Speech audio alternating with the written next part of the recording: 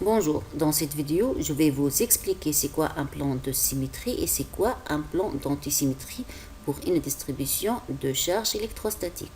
Je vais vous montrer aussi la relation entre la direction du vecteur champ électrostatique créé par une distribution de charges et les plans de symétrie pour cette distribution de charges. Bien. Prenons maintenant l'exemple d'une distribution discontinue de charges formée par deux charges ponctuelles Q1 et Q2 placées respectivement aux deux points O1 et O2. Et soit pi le plan médiateur du segment O1 O2. C'est quoi plan médiateur d'un segment? C'est l'ensemble des points qui sont équidistants aux points O1 et O2. Si on veut expliquer davantage, la distance, par exemple, qui sépare le point O2 au plan médiateur pi et la distance qui sépare le point O1 au plan pi, ces deux distances sont égales. Et si on prend quel que soit le point M du plan pi, M est équidistant des deux points O1 O2. On a la distance O1M égale la distance O2M. Si en plus, on a la charge Q1 égale la charge Q2 égale à Q, on a dans ce cas O1 et O2 sont symétriques par rapport au plan pi et on a Q1 égale à Q2 égale à Q. Dans ce cas, le plan pi est un plan de symétrie paire pour la distribution de charges. Si maintenant on veut définir un plan de symétrie paire pour une distribution de charges, on peut dire que quel que soit le point P ici, de ce côté, et portant une charge Q, son symétrique P' ici porte la même valeur de charge Q. Dans ce cas particulier, tout ce côté, le seul point qui est chargé dans tout ce côté, c'est le point O1 qui porte la charge Q1 égale à Q. Son symétrique, c'est O2, portant la charge Q2 qui est égale à Q.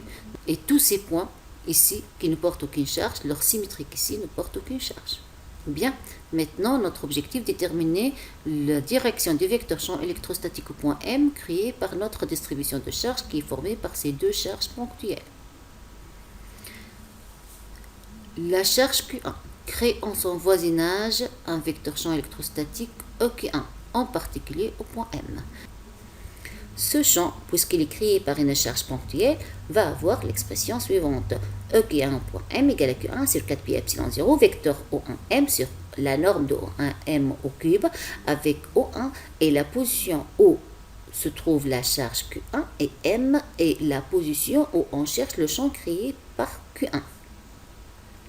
De la même manière, Q2 étant ponctuelle, donc elle crée en son voisinage un vecteur champ électrostatique, en particulier au point M. Elle va créer un vecteur champ électrostatique. Il est centrifuge de cette manière puisque Q2 est positive et qui a l'expression EQ2 au point M égale à Q2 sur 4pi epsilon 0, vecteur O2M sur la norme de O2M au cube, avec O2 et la position où se trouve la charge ponctuelle Q2 et M est la position où on cherche le champ E créé par Q2. Maintenant, étant donné que Q1 égale à Q2 égale à Q, la distance O1M égale à la distance O2M, puisque M appartient à un plan médiateur, on va la noter D. Il vient alors que la norme du vecteur champ électrostatique créé par Q1 au point M égale la norme du vecteur champ électrostatique créé par Q2 au point M égale à Q sur 4pi epsilon 0, 1 sur D carré. Donc ces deux vecteurs champ électrostatiques créés respectivement par les deux charges ponctuelles n'ont pas la même direction, n'ont pas le même sens, mais ont la même valeur. Au point M, et d'après le principe de superposition, règne alors un vecteur champ électrostatique E de M, qui n'est autre que la somme vectorielle des deux vecteurs champ électrostatiques EQ1 au point M plus EQ2 au point M. Graphiquement, on peut trouver ça en faisant la somme vectorielle de ces deux vecteurs. Et ceci s'effectue par exemple en prenant un premier vecteur et à partir de son extrémité, je mène un équivalent au deuxième vecteur de cette manière.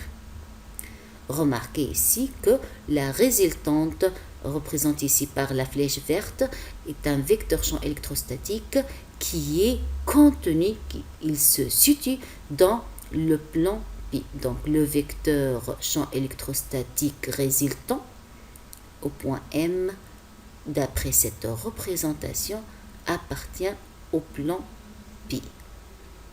Pour retrouver ce résultat, il suffit de développer analytiquement cette relation. Soit alors le vecteur champ électrostatique au point M, d'après le principe de superposition, égale la somme vectorielle des deux champs créés par les deux charges ponctuelles. Je remplace chaque champ par son expression. Or, Q1 égale à Q2 égale à Q, distance au 1M égale distance au 2M, et qu'on note D, il vient alors que le vecteur champ électrostatique égale Q sur 4pi epsilon 0 D au cube, si quantité qui se répète deux fois, fois en facteur le vecteur O1M plus le vecteur O2M. Ici, je vais intercaler le point O qui est milieu de O1, O2.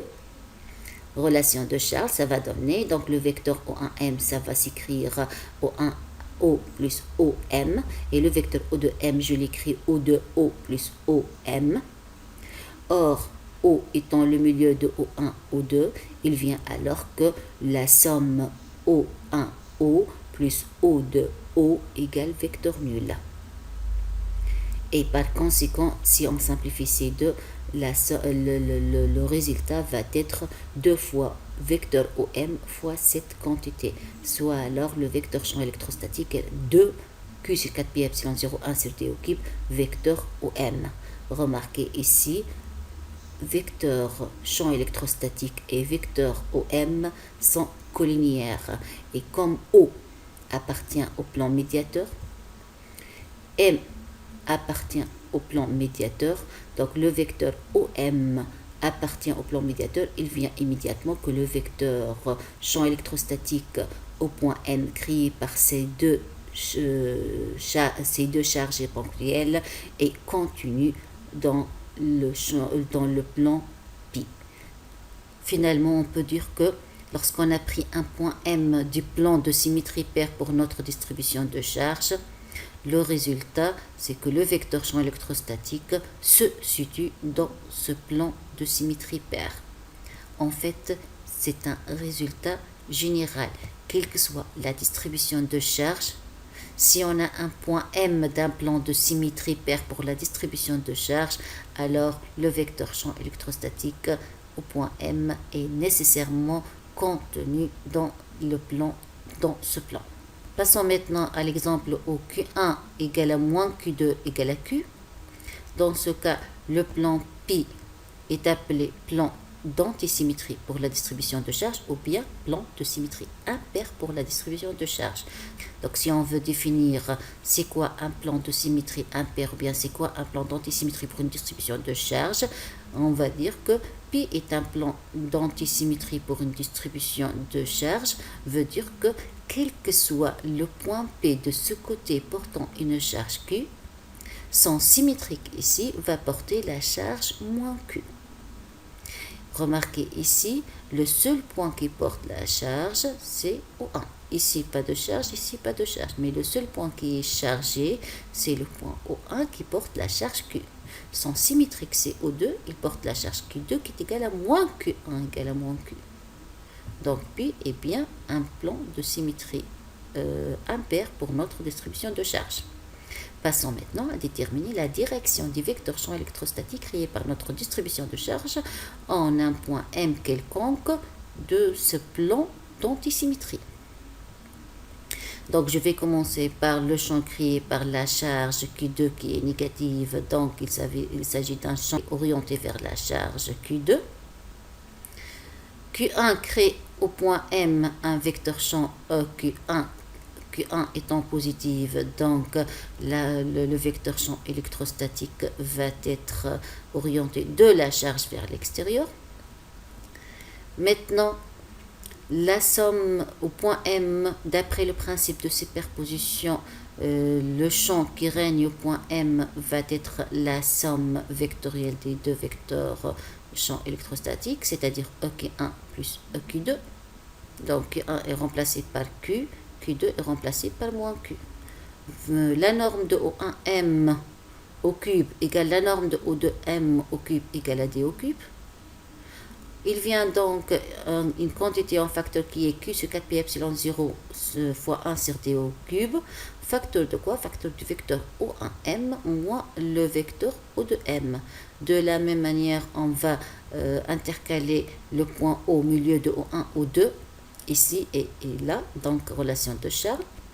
Je trouve alors ici vecteur OM moins vecteur OM qui se simplifie comme vecteur O1O égale vecteur O, O2, je peux écrire que le champ électrostatique est égal à 2 fois Q sur 4 pi epsilon 0, 1 sur D au cube, vecteur O, O2. Or, le vecteur O, O2 est perpendiculaire au plan de pi qui est le plan de symétrie impaire pour notre distribution de charge. Donc, on a trouvé analytiquement que le vecteur champ électrostatique au point M est perpendiculaire au plan d'antisymétrie. Graphiquement, est-ce qu'on peut retrouver ce résultat ou bien non? Donc, regardez, il suffit de prendre un premier vecteur et à partir de son extrémité, je mène un équivalent du deuxième et la somme va être dès le début jusqu'à la fin. Donc, c'est le vecteur au point M, il est bien perpendiculaire au plan pi. En fait, ce résultat est aussi un résultat général. Donc, à chaque fois qu'on a une distribution de charge et on a à chercher un vecteur champ électrostatique en un point M d'un plan de symétrie impaire pour la distribution de charge, on va trouver nécessairement un vecteur champ électrostatique qui est perpendiculaire à ce plan d'antisymétrie ou bien de symétrie impaire pour la distribution de charge. Si on récapitule, donc, si on a un point M qui appartient à un plan de symétrie paire pour une distribution de charge, et on veut chercher le champ électrostatique au point M, on va trouver que E est contenu dans ce plan de symétrie paire. Et si on a un point M appartenant à un plan d'antisymétrie ou bien de symétrie impaire pour une distribution de charge, et on veut chercher le champ créé par toute cette distribution de charge au point M, le vecteur champ électrostatique E de M, on va le trouver perpendiculaire à ce plan d'antisymétrie.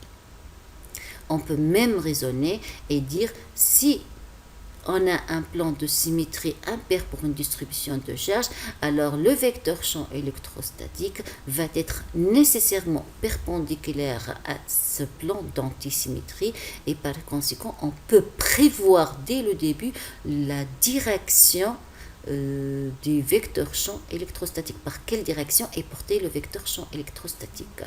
Cette notion de symétrie est très importante, surtout pour étudier, pour simplifier pas mal d'exercices électrostatiques, principalement lorsqu'on va arriver ou bien lorsqu'on va étudier le théorème de Gauss. Alors, à la fois prochaine et merci.